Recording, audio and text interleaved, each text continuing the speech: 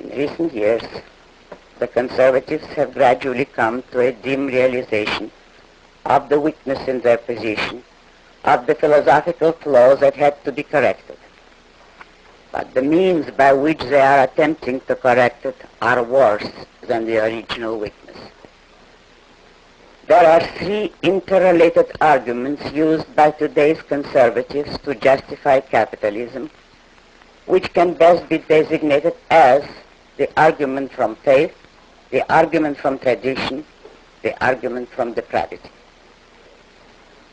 Sensing their need of a moral base, many conservatives decided to choose religion as their moral justification. They are claiming that freedom, capitalism, and America are based on faith in God.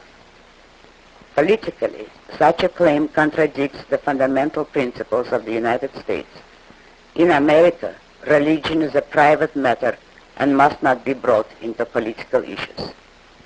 Intellectually, to rest one's case on faith is to concede that reason is on the side of one's enemies, to concede that there are no rational arguments to support the ideas which created this country, no rational justification for freedom, justice, property, individual rights, and they can be accepted only on faith. Consider the implications of that attempt. While the communists are claiming that they are the champions of reason and science, the conservatives concede it and retreat into the realm of mysticism, into another world, surrendering this world to communism. It is the kind of victories that communist irrational ideology could never have won on its own merits. Now consider a second argument, the attempt to justify capitalism on the ground of tradition. Some people declare that to be a conservative means to uphold the status quo, the given, the established, regardless of what it might be, regardless of whether it is good or bad, right or wrong, defensible or indefensible.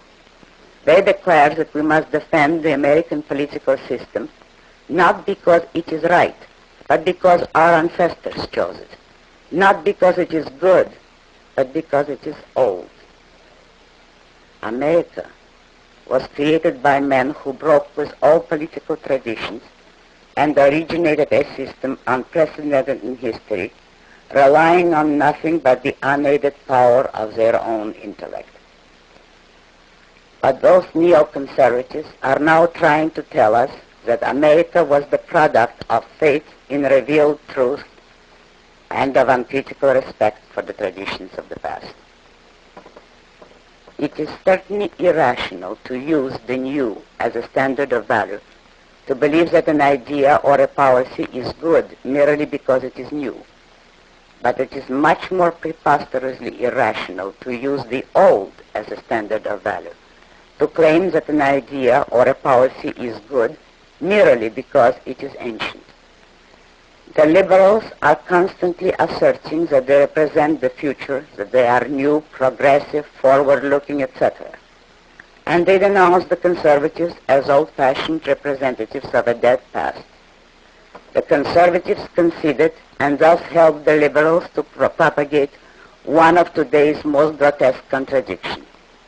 Collectivism and dictatorship, the frozen status society, is offered to us in the name of progress, while capitalism, the only free, dynamic, creative society ever devised, is defended in the name of passivity and stagnation. The plea to preserve tradition as such appeals to the worst elements in men and rejects the best. It appeals to fear, cowardice, conformity, self-doubt, and rejects creativeness, originality, independence, self-reliance.